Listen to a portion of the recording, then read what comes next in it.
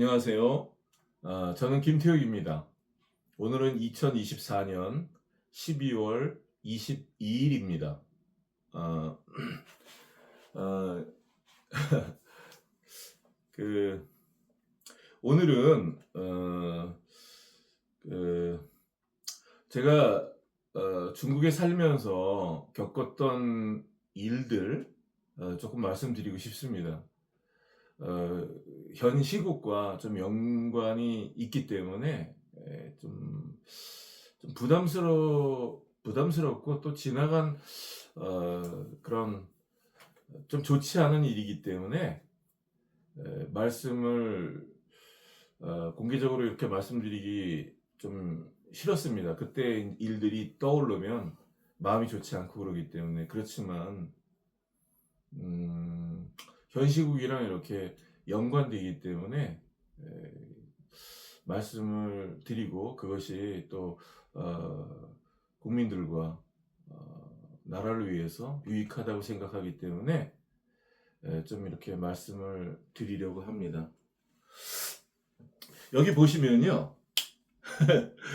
여기 보시면 이게 2003년도의 사진이거든요. 2009년도군요. 이때가 2009년 4월 14일 날 사진인데, 여기가 이제 준경에 있는 임시정부입니다. 여기가 준경의 임시정부 문 앞이고요. 접니다. 이제 그때 조금 젊죠, 지금보다. 그리고 이제 저희 아이입니다. 저희 아이인데, 이 아이가 지금 20대죠. 20대 청년이고,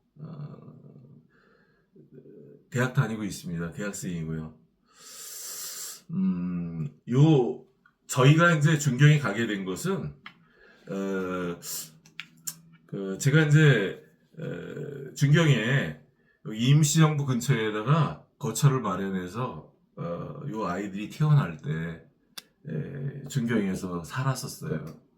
그리고 그 근처에 이제 멀지 않은 곳에 임시정부 성사가 있었기 때문에 시간 날 때마다 이렇게 갔습니다. 우리 선조들의 손길이 느껴지는 그곳에 가서 이렇게 아이들 키우면서 어, 그 우리 나라 민족에 대한 자부심을 심어주면서 좀 잘 커서 대한민국을 위해서 일하는 그런 자랑스러운 사람이 되라고 이렇게 아이들에게 항상 말했습니다.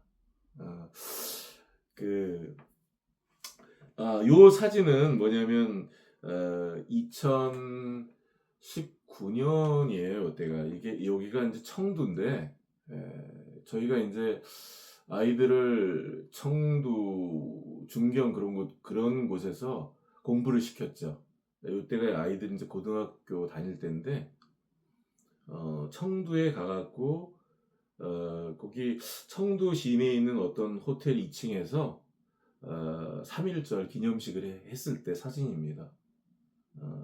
그때 이제 구슬비가 이렇게 올 때 버스 타고 이렇게 하던 일을 다 중단하고 3.1절 그 기념식에 가서 당구에서 오신 어떤 강사들을 통해서 이렇게 연설을 들으면서 이렇게 참석했고요.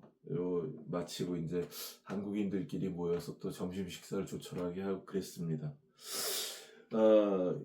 요때에는 이제 2020년도에요. 코로나가 시작된 다음에 저희가 한국 마스크를 참 구하기 어려운데 어떻게 정말 마스크를 갖다가 대량을 샀어요.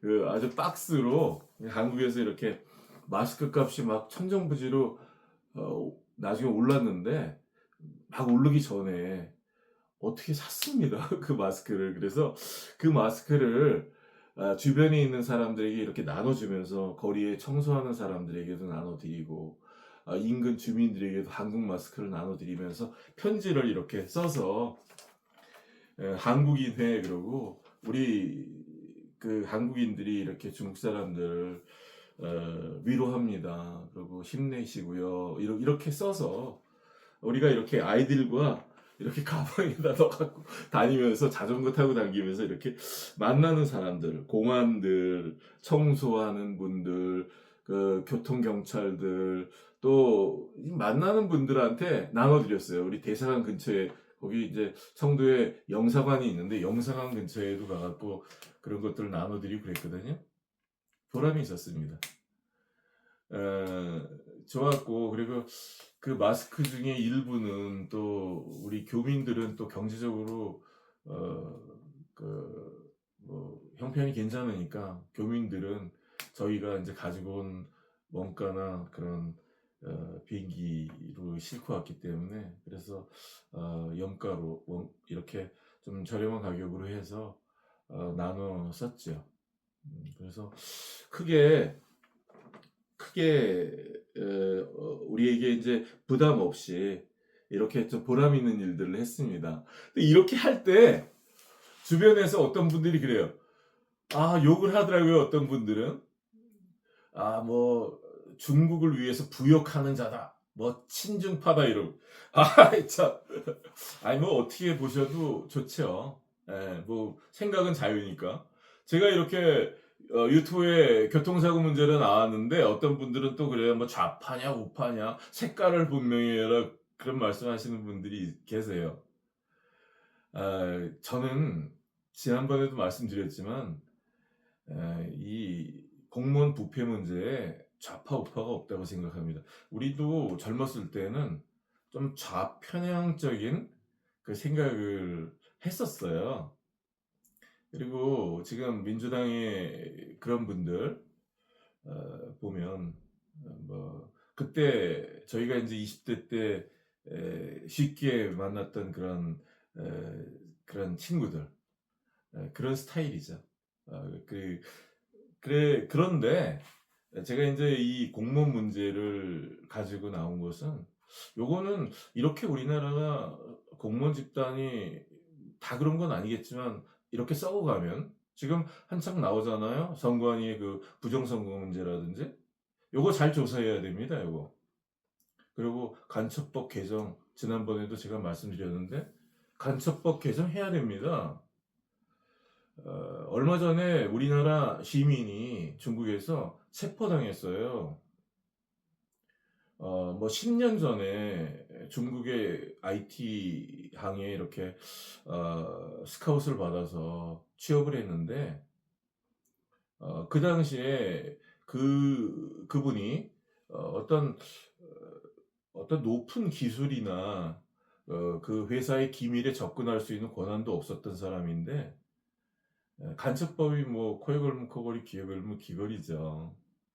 이렇게 잡아가서 1년 이상 가족들 만나지 못하게 하고 가둬놓고 조사를 진행하고, 지금 기소가 진행되고 있는, 기소해서 재판이 진행 중인데 지금 어떻게 되는지 모르겠어요.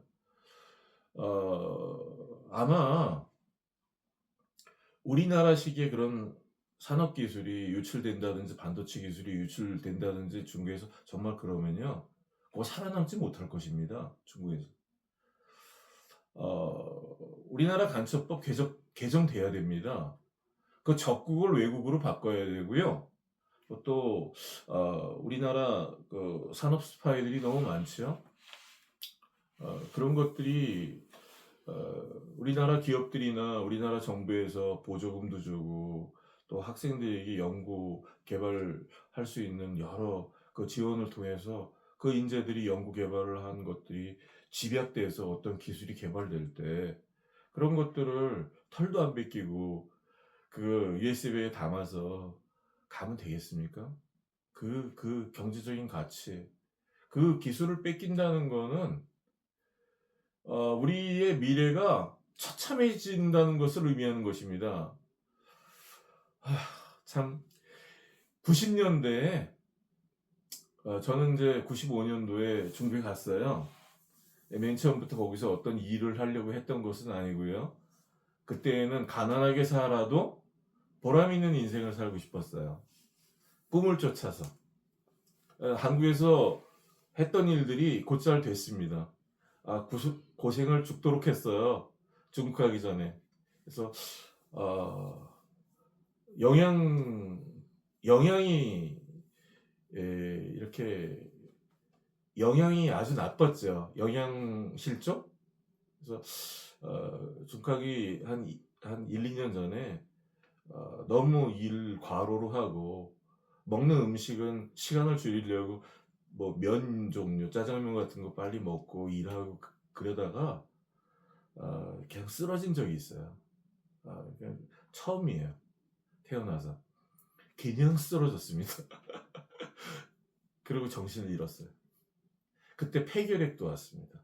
그래서 폐 기능이 많이 이렇게 떨어져서 영양실조. 20대 때도 영양이 불량했어요. 이렇게 집이 가세가 기울어서 방학 때만 되면 아르바이트하러 다니고 잘 먹지 못했습니다. 그래서 그 20대 때 사진을 보면 이렇게 빼싹 말랐어요. 그렇지만 시간 남으면 공부하려고 했고 또 방학 때는 또 나가서 일했고 그랬죠. 제가 이제 중국에 가서 일을 하면서 일을 하면서 이렇게 이제 임시정부 또 이런 봉사활동 기회가 있을 때 참여를 했고, 요거는 이제 저희 아이들이 커서 여기 임시정부에 가갖고 통역 활동을 했었어요. 저희 큰 아이고 저희 작은 아이입니다, 여기. 그래서 아이들이 임시정부에 가서 얘네들은 이제 중국어가 중국 현지에 있는 중국 사람들처럼 잘 되기 때문에 이렇게 또 영어도 되고 그러기 때문에 얘들은 거기서 통역 활동을 했어요. 외국에서 오시는 분들한테 이렇게 임시정부의 이런저런 내용들을 설명을 하고 안내를 하고 하는 일들을 했습니다. 물론 보수는 없었어요. 그렇지만 이제 이쪽에 계시는 그 중국 측의 공무원들에게 많이 사랑을 받았죠. 아무튼 뭐 보람 있는 이런 일들을 했지만 2019년 12월 달에 제가 이제 중국 청두에 있었는데요. 중국 청두에 텐푸신추라는 곳이 있습니다. 거기에 보면 이제 란제웬이라는 곳이 있는데, 거긴 뭐냐면 란제웬은 IT 항에 그러니까 IT 항에 그런 기업들이 군집해 있는 곳입니다. 그 규모는 말할 수 없어요. 그 규모가 아주 크지요. 그래서 이제 그런 란제웬에 가서 뭐 좀 빨리 그곳에서 자리를 잡고 그리고 거기서 뭐 사무실 같은 것도 좀 구입을 하고 거기서 아이들 대학을 좀 졸업시키면서 거기에 뿌리를 두면서 활동을 하고 싶어서 그쪽으로 진출을 했는데 거기에 이제 상황들을 보니까 한국 기업들이 많이 들어오더라고요. 근데 이제 한국 중소기업이나 IT 항에 관련되는 많은 기업들이 이렇게 들어오는데 제가 마음이 좀 안타까웠습니다. 그 전에 이제 제가 이제 중국을 경험하면서 음, 음, 청, 1995년도에 제가 중국 갔으니까요. 그 전에 이제 1992년도에 한중 수교가 있었는데, 그리고 그 1992년 전후에 그 노동운동이 참 한국에 많이 일어났어요. 그래서 노동 집약적이지만 어느 정도 그 수입이 되는 그런 굉장히 많은 그런 직업군이 그렇게 1992년부터 2000년 초반까지 다 이렇게 없어지게 됐습니다. 한국에서. 가격 경쟁력에서 살아날 수가 없었고, 한국에 이제 고임금이었고, 노사분규 자주 이렇게 일어나고 그래갖고, 그런 기업들이 중국으로 향해서 갔어요. 그때 이제 중국으로 이제 2000년대 초반에 기업인들이 많이 오시면서, 이제 내가 말씀드린 건 중소기업 정도의 그 기업인들, 그런 기업인들이 굉장히 많이 가셨어요. 그런 어떤 섬유라든지 신발이라든지 이렇게 사람을 많이 고용하는 그런 직종의 공장들, 또 뭐 그런 관련된 그, 판매에 특화된 그런 분들, 이런 분들이 많이 가셨죠. 그래서 한국에는 이제 그런 업종들이 사양 산업이 됐고 다 중국으로 이제 넘어갔죠. 제가 이제 그 과정들을 자세히 봤습니다. 그때는 이제 그런 말씀을 하셨어요. 저를 어떤 사장님들이 이제 만나게 되면, 지금 중국에서 물건을 만들면 한국 갖고 가면 1등 합니다. 그런 말이었어요. 근데 이제 그게 오래 가지 않았습니다. 10년도 가지 않았습니다. 그때 그렇게 보따리 싸서 가셨던 분들이 그 10년 지나서 중국에서 뿌리를 내리고 뭐 이렇게 사업이 잘 되고, 뭐 어떤 집과 뭐 부동산이라도 사시고 뭐 그러셨던 분들이 제가 뭐 거의 보지 못했어요. 오셔서 많이 망가져 갖고 나가시는 모습들을 봤습니다. 중국이 그렇게 간단한 시장이 아니에요. 그냥 인건비가 싸다, 거기는 시장이 넓고 큰 곳이다, 그러지만 한국인이 들어가서 기업을 운영하기에 그렇게 좋은 환경이 아닙니다. 그 부분은 자세히 다 말씀드릴 수가 없어요. 나중에 기회가 된다면 말씀을 드리겠습니다.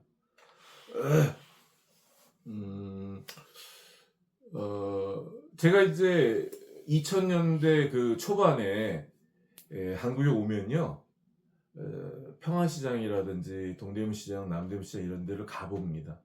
연관이 있든 없든 아무튼 제품도 보려고 가고 시장 분위기도 보려고 가거든요. 그래서 곳곳을 보고 볼 때, 특히 이제 평화시장이나 저쪽 동대문시장은 걸어 당길 수가 없을 정도로 많은 사람들이 밤마다 그 새벽 시장에 이렇게 왔죠. 일본에서도, 중국에서도, 러시아에서도, 동남아에서도 많이 왔습니다. 그 당시에. 잘 만들었어요, 한국에서. 그 업종에 종사하셨던, 그 생산에 몇십 년 종사하셨던 분들이 그런 말씀 하세요. 그런 기술들을 일본에서 배우셨다고 그러더라고요. 일본 기업을 통해서. 일본 기업에서 한국에다 하청을 주면서 좀 기술 수준이 높은 바느질을 가르쳐 줬죠. 그래서 고급 제품들을 착용하면 편하잖아요. 그게 이제 그 원단 문제도 있지만 바느질 문제도 있습니다. 그래서 그게 섬세한 바느질을 그런 분들이 어떤 제품을 만들기 위해서 우리는 이 기술을 알아내는데 20년이 걸렸어요. 그런 말씀을 하시더라고요. 근데 한국에서는 2000년대 전후에 중국에 진출을 해서 아주 빠른 시간 내에 물건을 생산해야 되니까 사람들을 고용해서 계속 그걸 직업훈련소처럼 기술 전수를 해줬어요. 뭐 기술 전수를 해주는 게 꼭 나쁜 거는 아닌데요. 이제 자기 밥그릇은 지키면서 하는 게 맞죠. 이제 뭔가 그 기업인들이 잘못 생각한 것입니다. 저는 이제 그렇게 생각돼요. 그게 몇 년 안 가서 비슷한 제품들을 중국에서 만들었고, 그런 섬유류들도. 그래서 한국 제품이나 중국 제품이랑 이렇게 비교할 때 중국 제품이 비슷하게 따라오고 가격이 싸고 그러기 때문에 한국 제품들이 이렇게 점점 시장에서 밀려나게 되고 그 업종에 종사하셨던 많은 분들이 그냥 그 업종을 떠나시게 된 거죠. 그렇게 중국에 들어갈 땐 좋은데 들어가서 기술을 가르쳐주고 그러면 그 직원들이 오래 있지 않습니다. 또 누군가 더 많은 월급, 꿍지라고 그래요, 중국에서는. 월급을 제시하고 그 사람들 데려갑니다. 그걸 잡을 방법이 없어요. 왜냐하면 뭐 고부가치 산업이라면 뭐 2배, 3배 월급을 주고 붙들어둘 수 있습니다. 대우를 해줘서. 하지만 어떤 이런 섬유류나 신발 업종은 그렇게 부가가치가 높지가 않아요. 그래서 아무튼 근데 경쟁 업체에서는 기술을 빼내야 되니까 그 단시간 내에 기술을 빼내야 되니까 그 기술자들을 2배, 3배 월급을 주고라도 데려가는 것입니다. 그래서 그걸 일단 여러 사람이 배우면 뭐 그 사람한테 그렇게 많은 대우를 해줄 필요가 없죠. 다 그런 계산이 있는 것입니다. 그래서 사실은 기술이 이렇게 유출되는 거예요. 아주 빠른 시간 내에 유출되는 거예요. 그러니까 기술을 가르쳐주면서 서로 윈윈해서 회사를 사랑하고 그래도 이 회사에서 좋은 기술을 배워서 내 가치가 2배, 3배로 이렇게 많은 월급을 받을 수 있는 그런 고마운 그런 것들을 혜택을 받았으면 그 회사에 남아서 같이 일 해주고 또 회사와 같이 성장하면 좋은데 그럴 수 없는 거죠.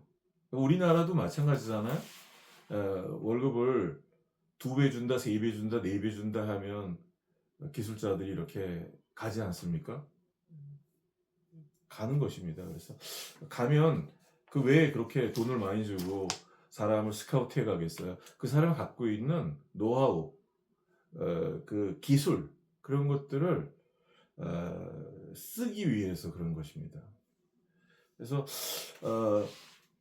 제가 이제 그런 것들을 2000년, 2010년 될 때까지 이렇게 봤고요. 점차 이제 한국에서는 그 평화시장이나 이렇게 남대문 시장 이런 데 가보면 그 후에 가보면 중국 물건으로 채워졌죠. 한국 물건은 밀려나고 그리고 지금 이제 그게 더 심화되고 있죠. 거기에 종사하는 많은 분들이 직업을 잃었고 또 그런 어마어마하게 많은 인원들을 수용할 수 있는 직업군이 무너지니까 그분들을 어디서 써주겠어요. 그러니까 배달 직종으로 가시고 막 그런 거죠.